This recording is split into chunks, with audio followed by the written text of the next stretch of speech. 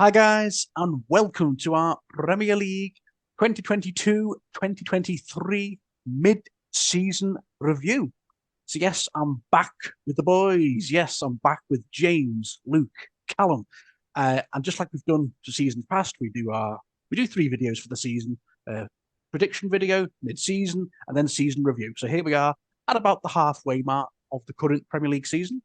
So, yes, we will be talking about how we think our teams have done so far this season.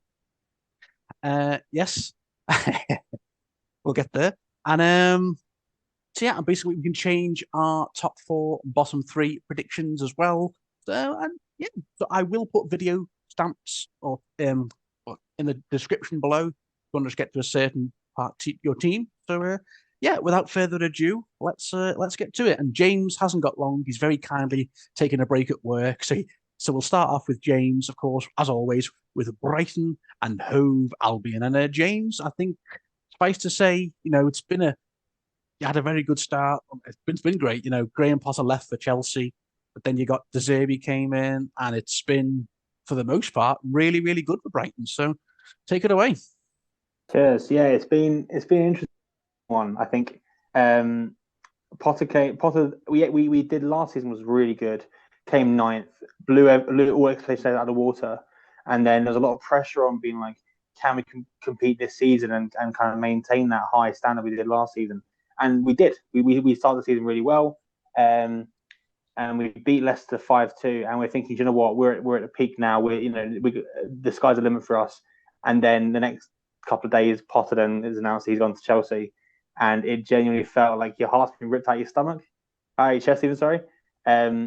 And it was, I genuinely can't think of a single Brighton fan who wasn't annoyed or like at least a bit miffed about the fact that he took everybody with him. I understood like his staff, but he took some of like the Brighton regulars who'd been there for ages before Potter was there. Took them with them. Took our head of recruitment. Took our best player, our player of the season. But along comes the gorgeous little Italian Roberto De Zerbi, who has been an absolute godsend for us this second half of the season. He has brought a different type of attacking football that kind of links in with what Potter achieved, but has brought more out of the players, especially Solly March over the last like 4 or 5 games. March has been our best player by far, and no one could get that out of March except for De Zerbi. When he first joined, he specifically mentioned March and said he's really good. He has Champions League quality. I will get the best out of him, and he has, and he's getting the best out of Colwell, who's been great on loan. Potentially, he's getting a new deal at Chelsea, but maybe looking to sign him. I hope we do. Has been good. The entire Evan Ferguson has been fantastic since joining the first team in the since the Arsenal game, and has been goal against Arsenal, goal against Everton, and assist against Liverpool. We have been absolutely fantastic. I am slow to move over our 3-0 win on Saturday, Adam. I was really forward to today just to rub it in. We are massive. The entire Merseyside is blue and white, and that is now being confirmed. So it's been a really positive last kind of few months. Obviously, the World Cup happened, and we had a bit of time to have a break. A few of our players, obviously, McAllister won the World Cup, which is absolutely incredible. I never thought I'd see a Brighton player make the final, let alone a World Cup. So to have him there, however long he'll be there for, is another question. But I think he'll stay till at least the summer, and then we'll see what happens. So yeah, really positive about this season. I think we will continue, and it'll be all guns blazing. We're still in the FA Cup. We got either you or Wolves, who I think you play tomorrow. I think. We'll see who. It'll be Wolves. Let's face it. It'll be Wolves. Let's face it. Yeah, well, we're beating both teams anyway, so it's fine. So we've got the FA Cup still going. We're pushing for Europe. I think we'll get Europe. I think we're going to come seventh. Is my prediction for the end of this. I think Conference League is probably. I think Europa League is a bit too far of a stretch with the likes of Newcastle doing really well. Obviously, Fulham and Brentford doing quite well, and then obviously the big six. You can't keep them quiet for long. I think there will be a resurgence. It's about maintaining our performance alongside that. We've got the lead at the moment. It's about maintaining that and start taking points away from those teams as much as we can, using our games in hand well. So yeah, 7th is a key for me. I think anything above 9th, I'll take. From Andrew came in halfway through the season, I'm pretty proud of my team, and I can't understate how massive we are, because we are so flipping massive. So there's my bit on Brighton. Have that, if you will. All right, thank you, James. That was short and sweet and wonderful. Thank you very much. Before you go, should we say where we think Brighton will finish? I'll start mine. I think if Brighton can keep this up, I mean, you guys, I mean, I'm not exaggerating that. The way you played against us on the weekend, is incredible. We blew you away, to be honest. Absolutely blew you away. I mean, we were absolute dog-esque, but I mean, you guys, Jesus, that was, if you guys can play like that in a lot of the big games, big for the rest of the, I'm going to say sixth for Brighton. Effort. I don't care anymore. 6th. Callum, Luke. I actually have Brighton to finish 6th as well. I've got you in my top 6 predictions for the end. I think, I mean, again, I'll come on to it a bit later. I mean, Liverpool and Chelsea, I don't know if you can always keep them down, but I mean, play the way you are and the consistency. I think it's between you and Fulham really for that last possibly kind of sixth place spot. But yeah, why not? I think you're playing really well, so put you in 6th. Okay. So I'll probably go with James and say 7th, but it's such a weird league this year. I think anyone out of that current top 4 could finish in any position, so good luck to them. Okay. Well, yeah, I think that's everything for Brighton then, James. Right. We'll let you get back to work, and but best of luck for the second half of the season, and we'll see you. Cheers. We'll see you for the season review video in a few months' time. Sounds good, mate. Thanks for the best, boys. All right. Thanks, James. Bye. Okay. Well, thank you, James. All right. All right. So let's continue then with Newcastle, with Callum, the Magpies, and my goodness, I don't think any of us saw this coming. I mean, maybe not this soon. I think we all knew your first full season under Eddie Howe, there'd be a big progression, but I didn't think it'd be this good, this quick. Yes, Newcastle are currently 4th. Third. Oh yeah, of course. What Man United are? Who's 4th? Tottenham. Tottenham. Yeah, I got confused. But anyway, yeah, third place. Wow, Callum, I'm sure every Newcastle fan's over the moon right now. So take it away. It's hard to put into words, really, how successful this season has been. It's crazy. We've played 19, so we are exactly at the midpoint. We've won 10.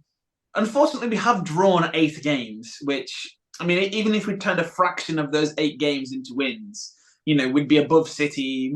Again, listen, I'm not really even going to complain at all in this video, because it was so unpredictable that we would end up being where we are. 1 loss in the entire season, and if there's one redeeming quality for you, Adam, for Liverpool, is that it's you. Yeah, I mean, again, that Liverpool game, yeah, okay, time wasting involved from us, but I mean, look, the time was miles over, but anyway, we'll leave that where it is. We beat Chelsea 1-0 this season. We drew, I mean, again, some of the draws have come against top big 6 teams. Like we drew with Arsenal a few weeks ago, but we were the first team to stop them scoring at the Emirates and actually to take points away from them this season. So there's positives there. 3-3 versus City earlier on in the season was a crazy game. We beat Tottenham 2-1. And yeah, we drew with Arsenal, we drew with United. We've beaten some teams by about 3 or 4 goals. We've beaten, I mean, even teams like Fulham and Brentford, who are sitting in, what is it, 6th and 8th at the moment, I think it is. We beat them by about 3 or 4 goals earlier on in the season as well. So really, it's just been crazy. It has really been crazy. Yeah, I mean, I think one thing we can all say is that the officiating for this season, VAR and stuff from maybe Howard Webb took over, it's just been a bit inconsistent, hasn't it? Even a VAR panel even said, like, we had a goal disallowed against Crystal Palace that should have stood, which robbed us of 2 points there. But yeah, you can't really complain too much about that when it's over. But we've just been so consistent. Our defense is the best in the league. I never thought I'd be saying that. We've only conceded 11 goals in the entire season. Blimey. Nick Pope and Newcastle have the most clean sheets in the league with 11. Arsenal and Ramsdale have 9. We have got 2 more clean sheets than top of the league. And yeah, we've got a plus 22 goal difference. That's the only reason we're currently in 3rd place. Man United are on the same points. They just have a worse goal difference than we do. But Nick Pope's been excellent when called upon. He's saved what he's needed to. Sven Botman, the £33 million signing from Lille, the Dutchman, he's undefeated in the Premier League when he started a game. The only game he didn't start was the game we lost against Liverpool. And the entire back line, like Dan Burn playing at left back, like he's 6'7", and he put Saka in his back pocket a few weeks ago. It's ridiculous. Alexander Isak. What I didn't get to say in the kind of prediction because we'd already done it. We did sign him. I think it was in the last week. For 63 million pounds is spent on Isak. He's our club record signing now. He scored 3 goals in 4 games in the Premier League. Unfortunately, he was injured on international duty with Sweden. He went and he had a thigh problem and then had some setbacks. So actually, he only started playing again last Saturday. And yeah, it's just been unbelievable. Callum Wilson has 6 goals and 3 assists this season, so chipped in with 9 goal involvements. Almiron, 9 goals and 1 assist. Almiron has won Player of the Month. He's won Goal of the Month twice this season, I believe. It's crazy. He's playing like a different footballer. Trippier's got 4 assists and a goal this season. He's, again, just the leader on the pitch. The last 2 games, he's crossed. I mean, I can't complain. Do I think we're in the title race? No, I don't think we are. Because Arsenal are, I think, what are you, 9 points ahead of us? I'm not sure. How many ahead of Newcastle? I think it's 9 points ahead of us and United, and 8 points above City. But either way, I don't think it would take a massive drop off from Arsenal. And I'll get to that in a minute. But of course, it's then City and United that are there as well, that have a game in hand on Newcastle. So yeah, I don't think title race, but top 4, yes. I think we will get top 4. I know it sounds quite big to say, but I think realistically, our biggest rival for top 4 is Tottenham, and they play crap most of the time, and just somehow manage to scrape through with certain points. But even they are 5 points behind Newcastle now in 5th, and 5 points behind Newcastle and United. Again, it could a team like Brighton or Fulham. We are 10 points clear of Liverpool. And Chelsea. But at the end of the day, I don't know how quickly that could change. We have also reached the Carabao Cup semi-final. We are doing our first leg against Southampton at St Mary's on Tuesday next week. And then obviously we have a return fixture at St James's Park. And I know they knocked out City, but I think over 2 legs, I'd have to be confident of putting Southampton away. I don't want to jinx it. But over 1 leg, you've got the sense of, it could be, anything could happen. But 2 legs, at least if you make a mistake, you can recover it at home. So that would lead me to believe it would be a Newcastle and Manchester United final in the Carabao Cup, which we'll kind of see how we end up going there. It is January, so I don't know in terms of, we are not close to any transfers. I'm expecting something to happen because we need some cover in centre midfield. Shelby got injured again after playing about 2 minutes, coming back on the pitch. And Bruno Guimaraes got injured yesterday in our win against Fulham. I don't know if that's a serious one, but we just need some cover there. We have been linked with Tielemans, apparently Ruben Neves in the past few days. Just a few other people. Trossard when he's left Brighton. That's what James didn't get a chance to say. But yeah, just kind of massive sort of credit to Eddie Howe. I mean, listen, I know we spent 63 million on Isak, who has played 4 games. St. Maximan's not even been getting in the team. We've been playing Dan Burn at left back. Fabian Schär cost $3 million from, and that was a signing that I'm fairly certain Rafa Benitez made when he was manager. Joe Linton, Almiron, they're all players we've had. And I'm fairly certain I said this at the end of last season and the prediction for this one as well. You can talk about the money all you want that we've spent. And yeah, okay, it is a substantial amount. But look at Chelsea. They spent £400 million in 6 months and they're 10th. It's not always about the money you spend and the players you bring in. The Eddie Howe and the coaching staff have done so amazingly well this season. Nobody, as a Newcastle fan, expected to be where we are. And if we even believe that we could be third half of the season in, everyone probably said we were crazy. Also, apparently news that Adidas might be we're in talk with them about being our new kit supplier when Castore runs out. So again, that's one of those, kind of things to do with, growing a club, for example.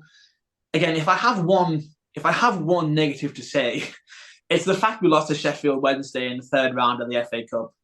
But that was mostly because we just weren't scoring. Chris Wood had a chance towards the end, didn't score. Isak had a header straight towards the keeper. So it's just one of those things that happened, really. But yeah, I've only got good things to say, and I'm excited for the rest of the season to see what happens in terms of transfers, if there are any. But again, this is the only season I would say I feel like, besides covering centre midfield, I wouldn't care if we signed nobody. I think I would be perfectly fine keeping the squad we have with the way that it's working with Eddie Howe. Assuming injuries went our way, like I said, definitely 4th place is possible. Even 3rd if we keep up with Man United. All right. Yeah, fair enough. Yeah, thank you, Callum. That's been a very good first half of the season for Newcastle, to put it lightly. So very, very well said. The question is, can they keep this up now for the second half of the season? That's the question. Luke, where do you see Newcastle finishing? Do you think they've got the squad depth to keep at pace with like Man United, with on other teams up there, City even? I think you've hit the nail on the head there by saying squad depth. I was saying to Callum yesterday, when Bruno Guimaraes went off the pitch, Newcastle fans would have been very, very worried, because he's been integral to everything that they've been doing this season. Very much like Thomas Partey in the Arsenal team. Without that anchor in the midfield, like the whole team can perform completely differently. So it depends on how long he's out for and if they bring in any reinforcements, I think. But I do have them finishing 4th still, so just depends. As I say, it depends on if they can keep the same starting 11 they've kept for the last 18, 19 games. Well, I think Bruno's injury is not apparently he's had a scanner. I think it's maybe a week, maybe 2 that he's out for. So actually, he's not going to be that bad. I don't think he should be fine for maybe the second leg of the match against Southampton. If not, then at least the final if we manage to get there. But the rest of the season, fingers crossed. But yeah, I mean, there's a lot of the players have been kind of run into the ground because of how much they've needed to play. Squad rotation and squad depth is a massive problem for us. But a bit like Arsenal, I'm pretty sure that's what you're going to say as well when it comes to you maintaining the number 1 spot. But yeah, I mean, assuming we can keep injuries light, maybe bring some reinforcements in the next few weeks of the window, we should hopefully be fine. We are, like I said, 5 points clear of Tottenham now, so fingers crossed we can at least maintain a small gap there. All right. I'm just deciding. It's like Callum said, Newcastle have only lost 1 game, but eight draws. That's a lot of draws. When you look at all the other teams in the top half, the only other team with 8 draws is Brentford with 8th.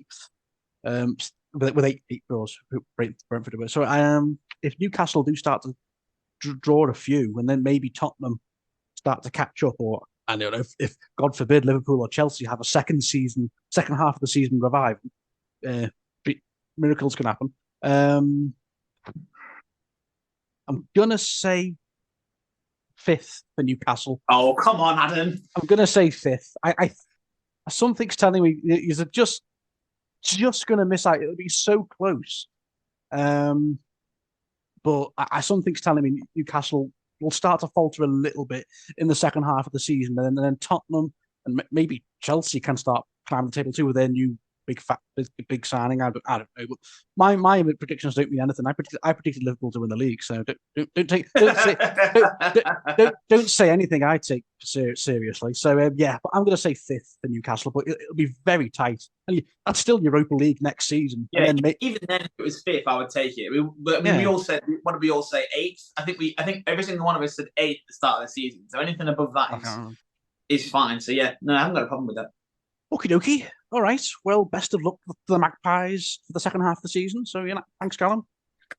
Okay. Moving on from one crazy season to another. Yes, Luke with Arsenal. And just like I said before, who would have thought Arsenal that haven't been in the top four for what, six seasons? Suddenly this season pull off a title challenge. I think it's just been the massive shock of the Premier League, just how good Arsenal have been. And yeah, as of right now, thanks to your big win over Tottenham yesterday and City slipping up against United, Arsenal are 8 points clear at the top of the league. I mean, go ahead, Luke. I'll have fun. I mean, as you said, no one expected it to be to go this well, but definitely you could see signs last season, like the way the team performed in certain games. They definitely looked like they were really gelling all together. Like it was a young squad, quite inexperienced, which showed towards the end when he just missed out on the top four. But now they just seem to be all playing together and like playing like a team. Everyone's fighting for each other. No one's there's no individuals, which we have been used to in the last couple of years. We've take a pick, Aubameyang, Özil, all them sorts of players. But no one could see it happen as quickly as it's happened. Like the project since Arteta's come in. He done an interview with Jamie Carragher and he said he had a timeline of the project and where it was going to get to. This was a level he wanted to reach where we're consistently, well, not consistent yet, but where we're challenging for titles year on year. But somehow we are 2 or 3 years ahead of schedule. But as Callum said, squad depth might be our downfall. If we get, well, everyone thought as soon as Jesus got injured, that might have been our downfall. But Nketiah has been just as good so far in terms of work rate and holding up the ball. He's been superb. The only negative I'd say about him is his dribbling ability. He isn't anywhere near as good as Jesus. He could just create chances out of nothing, whereas Nketiah has to rely on others to create them chances now. But yeah, I'm feeling pretty positive about everything. I think, again, as Callum just mentioned with Bruno, and I said Thomas Partey was our equivalent of him. Well, we've seen last year, as soon as he got injured, I think we lost 3 on the bounce. And they went to big teams. I think it was like Southampton, Crystal Palace, and Brighton. We do usually struggle against Brighton. Yeah, he's good at everything. He's like the most well-rounded player I've seen play for Arsenal, maybe since Patrick Vieira. He's that good. Obviously not on that level yet, but he's performing week in, week out. The whole front three that play behind the striker are all awesome. That's the only word I can think of the minute. But Ødegaard, Saka, Martinelli, they're all, everything they do just seems to be coming off. I would say, I was speaking to some of my other mates yesterday, I said, if it weren't for Haaland, I think Ødegaard would be, and Almiron, would be in the running for player of the season, like the way he's performing. He's currently on 8 goals with 5 assists. And you seen yesterday, he took the game by the scruff of the neck, got our second goal against Spurs. Seems to be doing that consistently now, which is, I'd say that's why Real Madrid sold him in the first place, because he wasn't doing it consistently. It was once every so often that he would pick out one of these good performances, but now it's every single game. Saka, 6 goals, 7 assists. Again, I think he's been our player of the season for the last 2 seasons. I think I'll probably get a lot of stick for this, but I think he is England's biggest talent behind Bellingham. But I think he's better than Foden. And we've seen at the World Cup how good Saka played and how bad Foden played. But yeah, he's a big reason why we're still up there. Martinelli, 7 goals, 2 assists. I definitely didn't envisage him being this good when we signed him. I think it was Emery's first year, so maybe like 4 years ago or something. Only cost us 6 million, but as you've seen, Adam scored within 2 minutes against Jews like this season at the Emirates. He's just performing in the big games and bringing up big goals for us. I mentioned Nketiah, same as Jesus. They're not scoring as much as the 3 behind them, but the work rate and the way they lead the line, it's absolutely superb. Couldn't really ask for too much more than them other than the goals, but it's not like we need them because everyone seems to be chipping in. Our back 4 is something that, again, we haven't been used to in the last few years as Arsenal fans, with the likes of, well, we had a back 3 when Arteta come in of Socrates, Mustafi and David Luiz. You couldn't really get much worse of a defence than that. Now, Zinchenko, Saliba, Gabriel, Ben White, all awesome. As Callum said, still slightly behind Newcastle in terms of their defence this season, but they're all playing really, really well in the system. They can all play with their feet as well, which is a big reason why Arteta likes them. I think he has a very similar philosophy to Pep, as I think we've all seen with the way we play our football. Yeah, I'm really happy with how things are going. We've still got City to play twice, which could be 2 very big games, like season-defining games. Yeah. I think if we can avoid defeat in both of them, which I don't think will happen, then the title should be ours. I think City will at least get 3 points out of one of the games. I just hope he can escape defeat in the other one. I don't know what Gary Neville's playing at, by the way. Saying I was waiting for his name to be mentioned. City finishing first, that's fair enough, but United finishing second. Yeah, that's come out of nowhere. He's just trying to wind us up, I think. But speaking of his predictions, I'm not sure we can hold out just due to how thin our squad is. We tried to get Mudryk, scouted him for at least 3 or 4 months, I think. Arteta, like Drew saying, we put 85 million euros on the table. Then Todd Bowley just comes in and smashes it out of the park. There's not what you can do about that. We'll go and look at other targets, I'm sure. But we do need backup in, well, pretty much every area. But the wing position is one that we really need because, like I say, if Martinelli or Saka are out, then I think the only out-and-out winger we've got is 18-year-old Marquinhos, who's probably played 20 minutes in the Premier League this season. Is Reece Nelson not a winger? Is he a centre mid?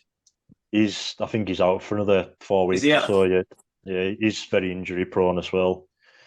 But as well as a winger, obviously, as I mentioned before, need to bring in someone to cover for Thomas Partey when he's out. Again, we tried in the summer to bring in Douglas Luiz, but that fell through at the last minute again. So I assume the club do have other targets in mind, so we'll just see what they do. But I don't think we're going to hold out as of yet. Until I see us play those 2 games against City, I've got us finishing second with City pipping us to the title. I don't think they can play the way they played yesterday and the way against Southampton in the Carabao Cup the other day. I don't think that can last too long. I mean, Haaland's on 21 goals this season, and somehow they're 8 points behind us. It's absolutely crazy. I'm sure. Well, it has to catch up eventually. So I've got City first, Arsenal second, and I've got United finishing third, and obviously, as I said, Newcastle fourth with Colin. Okay, that's all I've got to say about Arsenal for now. Yeah, well, thanks, Luke. And when I look at Arsenal this season, it reminds me of Liverpool in the 13-14 season. We out of nowhere we just became title challengers, and Yeah. but I remember what happened at the end of that season. We had it in the palm of our hands, and then well, City went and took it. So we can speak from experience. We've been in several title races with Man City, and they're relentless. You've got to be near perfect to keep one slip up or a few slip ups, and they can catch you up. But I'm going to go Arsenal second as well.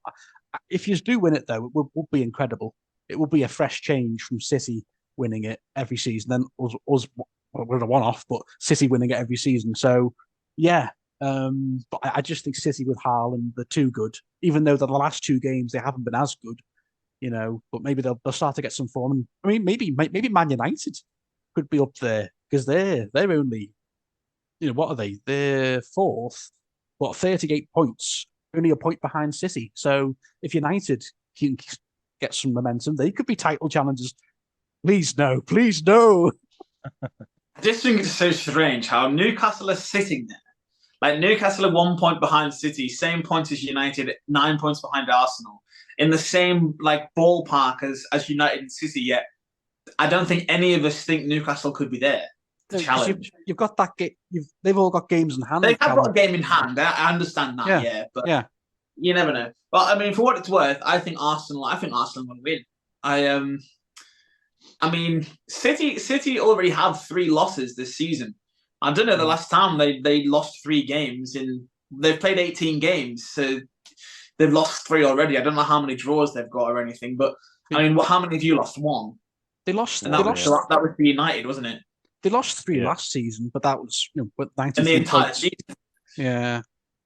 I don't know. I think obviously with Haaland, he scored 21 goals. He did hit the ground running, but when you've got a striker like that, a focal point, it's like Manchester United. They're playing so much better now, and they're winning games. And I think they're playing better because Ronaldo's gone, and I think because Ronaldo was that striker who you always need to get service to. He'll stand there. He'll wait for the ball, and he 9 times out of 10 he'll score when he gets the ball. Haaland is that kind of player. And I feel like it takes a bit away from the actual team game when you have a striker like that who needs the ball and who needs to score. And Haaland hasn't done that in the last 3 games. I think they're relying on him for goals, which is fine. But when it doesn't work, you struggle. I'm not saying that Man City are going to drop off, but this is the most I've seen Pep Guardiola sort of say, "Look, I don't think we're in the title race." He always says he said that against us twice, and they went on to win it. So it means nothing. It means nothing. I don't know. I just think the fact they've lost 3 games, and I think because of their focal point with Haaland, it might not always come off. I find it very difficult if Arsenal stay consistent and play the way they've played. I find it very hard to believe they could lose 8 points gap to City, because 8 points is a lot. So yeah, Arsenal number 1. Okay. Well, thank you, Callum, and thank you, Luke. We'll leave it there, guys. So thank you for joining us, guys, and we'll see you all for. We'll see you all for our season review in June. Okay. So on to our predictions for top 4. So no, I'm just kidding. Okay. You have to bite the bullet at some point. Rip off the Band-Aid. Come on. All right. So Liverpool, yes. This will be fun. Sit back. If I wanted to say everything I had to say, we'd be here for 25 minutes. So I'll try and keep this similar to your guys, about 10 minutes, give or take. So, oh boy, right. So yes, as of right now, Liverpool are 9th. 28 points, 8 wins, 4 draws, 4 defeats. It has been such an inconsistent form for all the first half of this season. It's quite incredible how bad it's gotten. This is a Liverpool team last season that nearly won 4 trophies, something no other English team has ever done. we were that close to achieving immortality. It would have been amazing. And so to go from that to where we are this season, it's quite incredible. I've never seen such a drop. I know maybe the season before last when we had that terrible losing streak at Anfield, but that season we pulled it back. We still went on to finish third. This season, if this form doesn't improve, which honestly I can't see it really improving with the way the team is at the minute, this could very well be the first full season under Klopp we don't get top four, which would be a huge shock and a bit of a shame, a massive shame for us, for the fans and the players. So when I talk about the form, it's just quite a lot of false dawns this season for Liverpool, really. So we got off to a Community Shield win over Man City. We played so well. We're thinking, okay, and Núñez scored. Like, okay, that's this is going to be great. And then the season began, and it wasn't. So to go over the disappointing results we've drawn against Fulham, drawn against Crystal Palace, lost to Man United at Old Trafford, and then we went and beat Bournemouth 9-0 at Anfield, and we're thinking, okay, 9-0 against Bournemouth, let's go. And then we went and drew to Everton 0-0. Then we lost to Napoli 4-1 in the Champions League. It was one of the worst performances I've ever seen from us in the Champions League, 4-1. It was at Napoli's ground, but it is a bit of a fortress, but still 4-1 was just terrible. Then we drew with Brighton 3-3. We lost to Arsenal 3-2, but this season there's no shame in losing to Arsenal because they're so good. And then we beat Man City at Anfield, and we're thinking, okay, this is when our season starts to turn around. We beat Man City, yes, and West Ham. And then we went and lost to Nottingham Forest 1-0. It's just been such a roller coaster this season. And then we went and lost to Leeds at Anfield 2-1. And then recently, of course, now that we're back from the World Cup, we lost to Brentford 3-1. It was an awful away performance. And then just recently, we have lost to Brighton 3-0. And I'm not exaggerating, it was one of the worst performances I've ever seen for a Liverpool team under Jurgen Klopp since he became manager in 2015. It was terrible. We just got completely outpossessed, and just bullied. And it's happened too many times. And there's so many things as to where I think it's gone wrong this season. Lots of different things. So the main thing people are saying, do we miss Mane? His goals and assists? I think yes, but there's a lot more to it than I think we just miss Mane. I think there's definitely a bit of a hangover from last season because we played every single game there was possible to play last season. And I think that does mentally and physically burn you out as a football player. I think pre-season wasn't that long. Like, I'm not making excuses, but it wasn't terribly long. And I think that was such a long, draining season, and it ended with us not winning the Champions League, losing to Real Madrid. I think that was just a bit of a lull.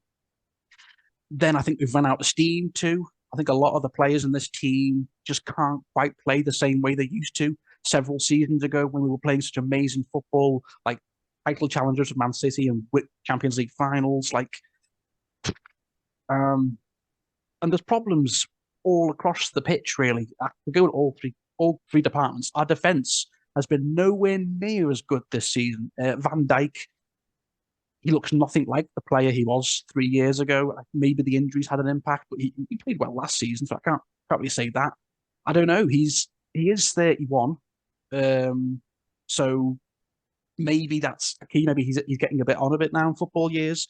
So is Matip at 31. So we've got two pairs of aging centre backs, not probably past their best now. We're leaking a lot more goals. We conceded 26 goals last season, all season. After 18 games, we have conceded 25. So that tells you everything you need to know right there. In 18 games, teams are finding it way too easy to just cut through us now, like a hot knife through butter. Like that, the midfield is all loose. I'll get to that. What else was I going to say? Oh yeah, Trent Alexander-Arnold. He can't defend. I love him to bits. He makes great runs, great crosses. He's great at free kicks. I love him, but he cannot defend. He's too sloppy getting back up the pitch. I think he needs to get moved to maybe a right wing. not a right back. I just don't think he's a good defender, and I think there's been too many times he's been exposed. Like the Brighton game, I don't know, one of the forwards for Brighton, he was schooling Arnold every single time, and that's happened several times. The midfield, I think, is the biggest issue this season.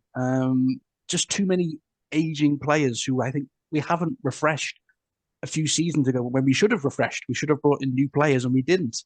And this is what's happened now. We had a massive lapse in form this season. So Henderson, love him, but he's 32. He probably can't play the same way he can. He could have done several. Thiago, 31.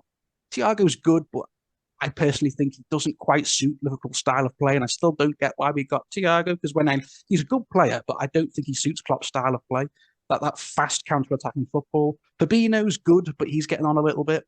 Oxlade-Chamberlain, no.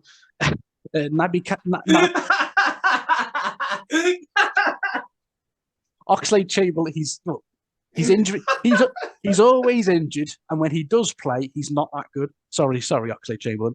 Naby Keita, exactly the same. He's always injured, and when he does play, he's rubbish. So they can both go in the summer. Sorry, guys. Harvey Elliott, he's good, but he's only young. Curtis Jones, he's all right, but good enough for our first team? No. James Milner, I love James Milner, but he's 30-7, so I think he's leaving at the end of the season. We signed Artur on a loan deal, and he hasn't played one effing game. What's that about? It's a mess. Fabio Carvalho, he's a good player, good lad. He's got 2 goals this season, but Klopp suddenly stopped playing him. I don't know why. Have they had a falling out? I don't know. He's just suddenly stopped playing him in favour of Oxlade-Chamberlain. Klopp, what are you doing?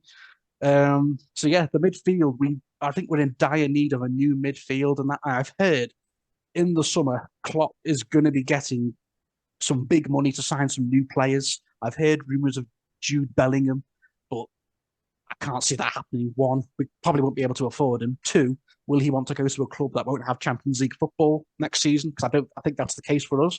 This is definitely like a rebuilding season for us, like a transitional season, as you call it.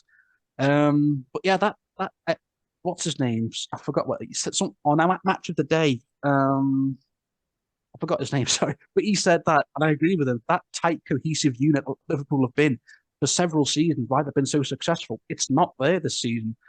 We're not playing as a team, and teams are just cutting through that midfield and that defence so easily. We saw it against Brighton, against Brentford, against Brighton, Brentford, and Wolves. The Wolves game, they just cut through as well. So, and then to finish off with the attack, we're not.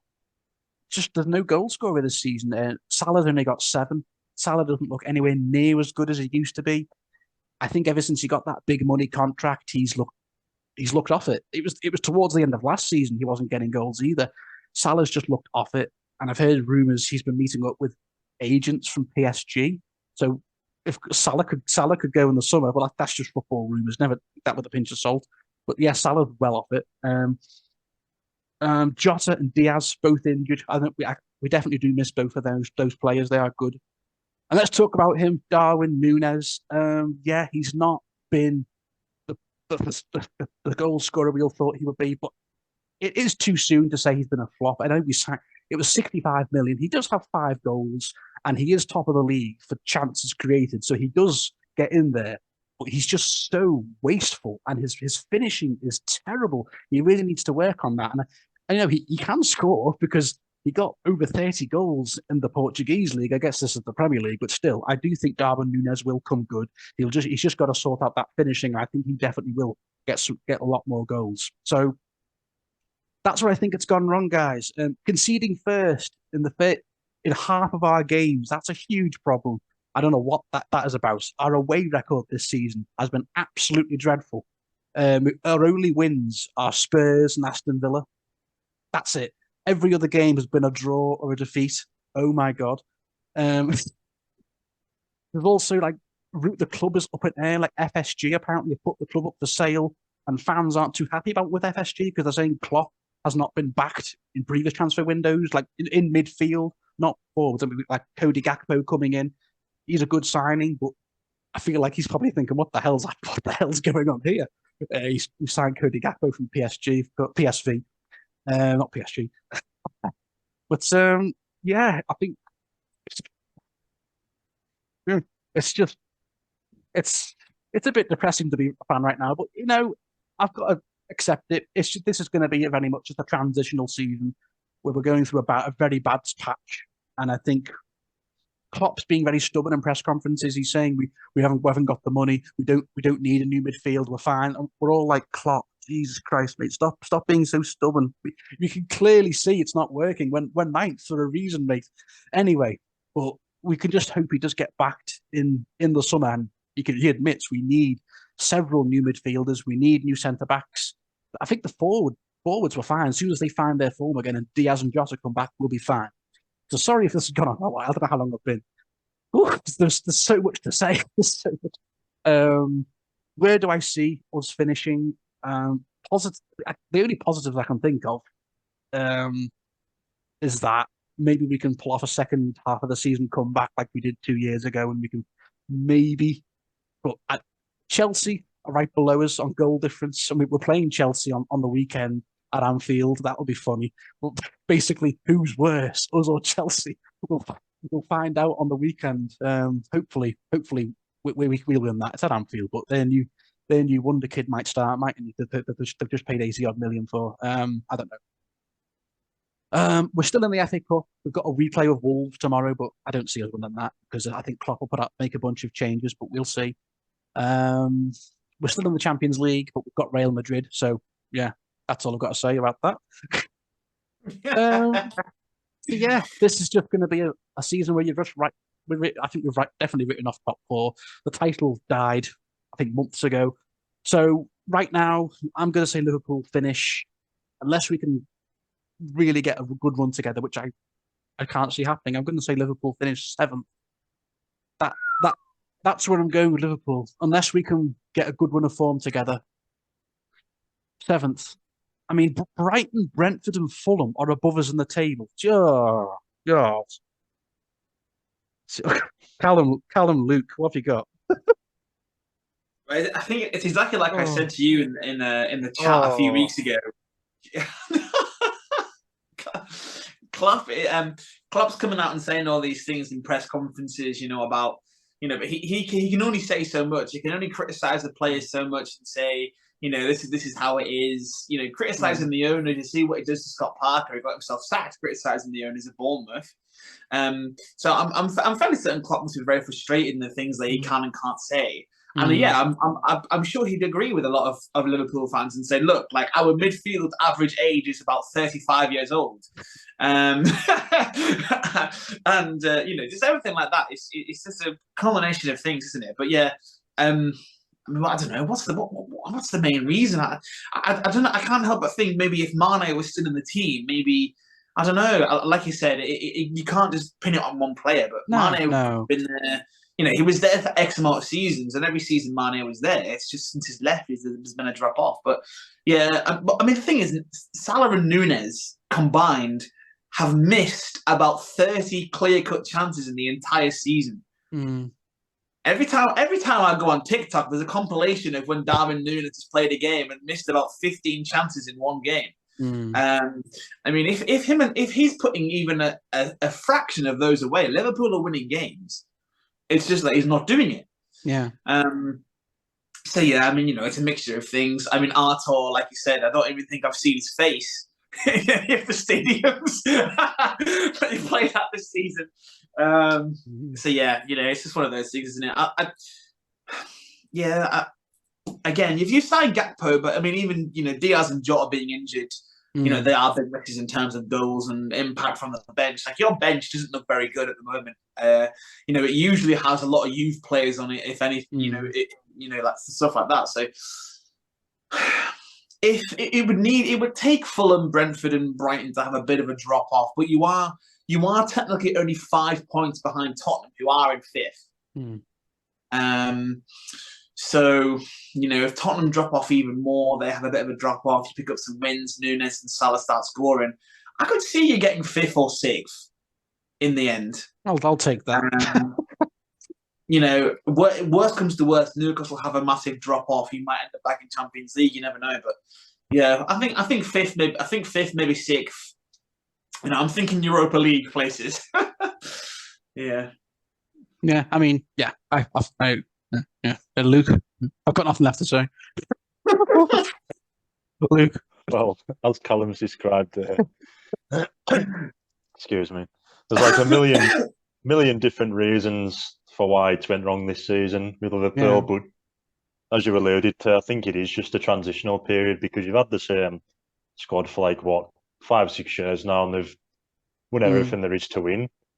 And that's coming to an end now where you're going to need a big overhaul of players. I mean, we've been through it. When Wenger left, we tried it with Emery, and then Arteta's come in and had to pretty much replace our full starting 11 because they just weren't good enough.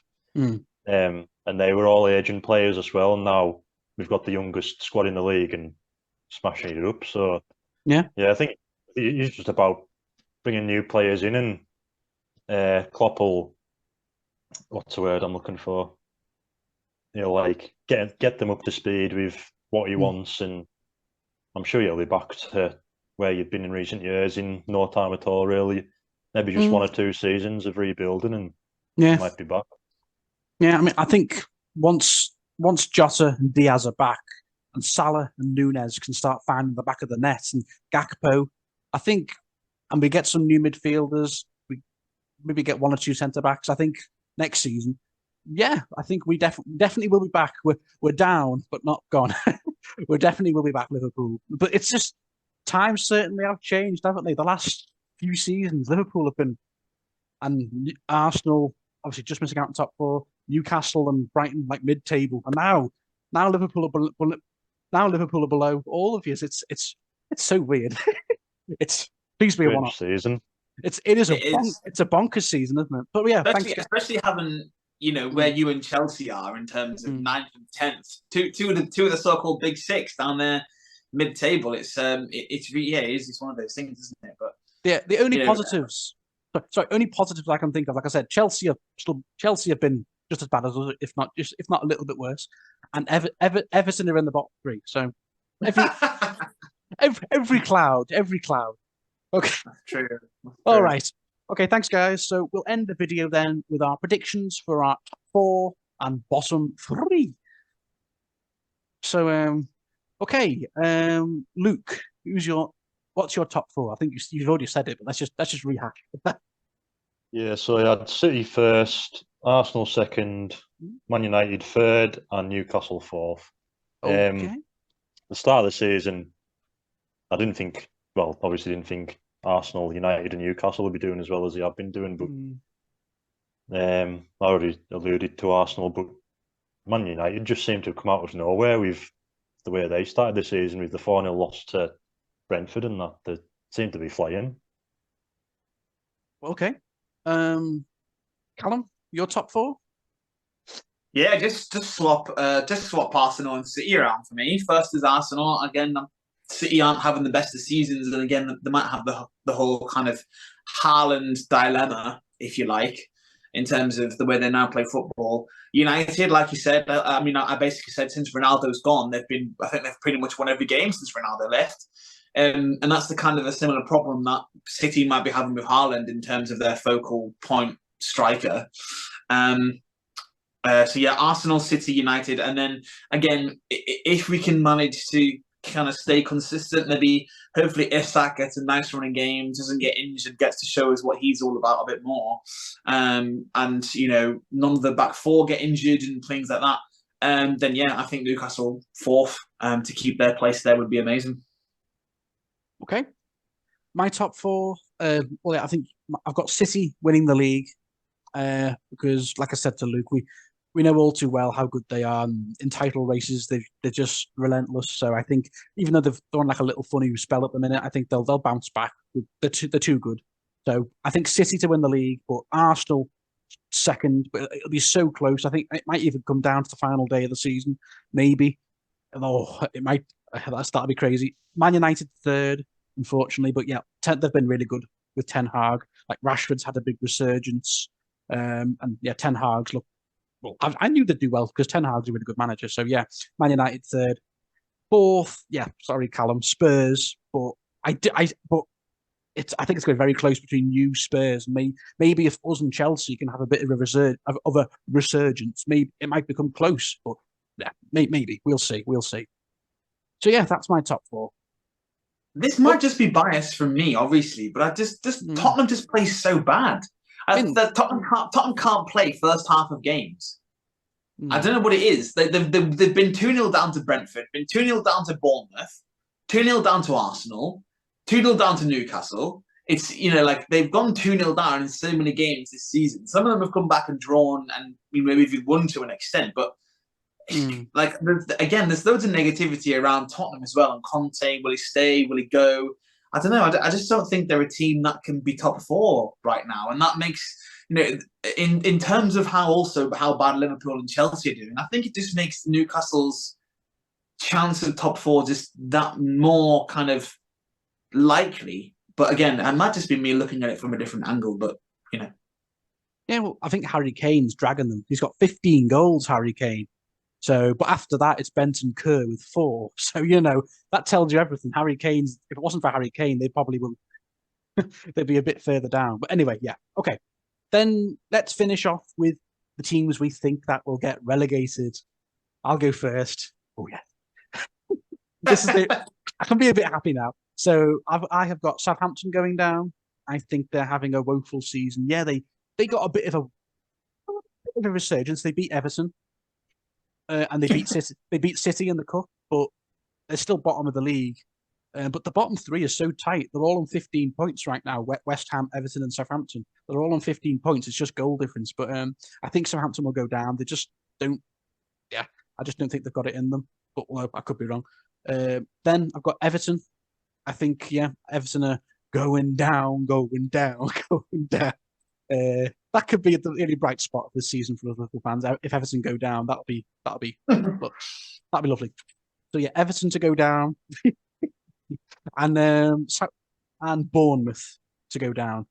I think it's either between Bournemouth or West Ham, but I'm going to say Bournemouth, but it's close because I think West Ham just need to find a bit of form and they'll be fine, maybe. But yeah, okay, that's my bottom 3 to get relegated now. Callum? I've got the exact same bottom 3. Yeah. Oh, okay.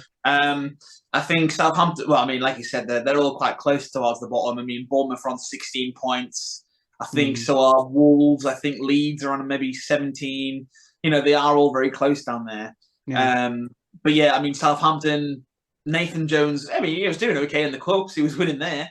But I mean, he obviously did beat Everton the other night. But I don't know how close to the game. I think it was quite a close game, to be fair, that one. Bournemouth, Gary O'Neill did okay at the start, but again, I just don't think they have enough. I can see them quite easily being dragged down. And then Everton, I mean, what are they still doing with Frank Lampard? I mean, don't get me wrong, fair enough. I'm all for a board sticking with a manager, but if you've been down the bottom there since Lampard came in, basically, the only survivor that's going to receive last season. He's been his average league position must be about 17th in the time that he's been at Everton. But yeah, I mean, Everton want the owners out. Did you hear about the lass? I think she must be the chairwoman or something. She got attacked, put in a headlock and stuff by some of the Everton fans at a game against Brighton 2 weeks ago, something like that. It's getting really, it's getting really violent towards, the boos at full time was I couldn't hear myself think through the TV because the boos were so loud. It's just not a good place to be at the moment. And I think something has to change quickly or, they are heading down. So, yeah, Everton, Bournemouth and Southampton to go. Okay. And Luke? I've got Southampton and Bournemouth in my bottom 3, like you two, but I've got Everton staying up. Sorry, Adam. I think Lampard, I don't know, 'cause as Callum just said, the ownership's so messy at the minute. I don't know if they would try and take themselves out of the limelight and sack Lampard. I think if they could get someone else in, then they might stand a chance. If they keep Lampard, then yeah, they probably will go down. I've heard rumours of Sean Dyche. He's probably what they need at the minute. Yeah. Yeah, Spectre being down the bottom of the table with Burnley for the majority of the time, so it seems about right to me. Mm. Yeah. They bring Big Sam back. Sorry. Yeah. Yeah, replaced Everton with Leeds. I seen Leeds. what's the manager's name called again? Jesse Jesse Marsh. Marsh. What you're Jesse saying is Marsh. that I don't care about wins. It's about how well we play. Something like Yes. that, isn't it? It's just saying something That's what I strange, seen at the isn't it? weekend when he said, "I think it would be a good idea for our team to lose a few more games because then it'll mean more when we win or something stupid like that." So when your manager's speaking that much crap, I don't think it's going to fill you with much confidence. They do play some good stuff, mind, but They beat us at Anfield 2-1. So when they turn, well, that's not hard. So that's the season. They held us to a draw at St James's Park last week. Mm. yeah, they could very well stay up. I think there's only 5 points or something between the bottom half. Yeah, it's tight. Yeah. So, Very close, yeah. anything could happen. But yeah, Leeds in 18th, Southampton in 19th, Bournemouth in 20th. Okay. All right. And that will cap off our mid-season review. So yes, thank you, Luke, very much. Thank you, Callum, and thank you, James, for early on in the video. And yes, we will see what happens for the last few months of the season as we enter into the second half of the season now. Hopefully, it ends well for all four of our teams. We'll see what happens come. Well, when's it going to be? June? Because obviously the World Cup was a month, wasn't it? So will it be June when the season finishes, won't it? I don't know. Are they trying to cram in fixtures into midweek and stuff to make up for time? I don't actually know what they're planning on doing. I'm not sure. I'm not sure. Well, either May or June, we'll be back with our season review. So, yes, thank you all for watching, guys. It's been a pleasure, as always. Thank you guys for joining me, as always. And, yeah, we will see you all for our season review in a few months' time. So, thank you for watching, guys. Bye. Enjoy the rest of the season. As a Newcastle fan, as I will. Come on, just win a game. Win a game, please. Please. All right.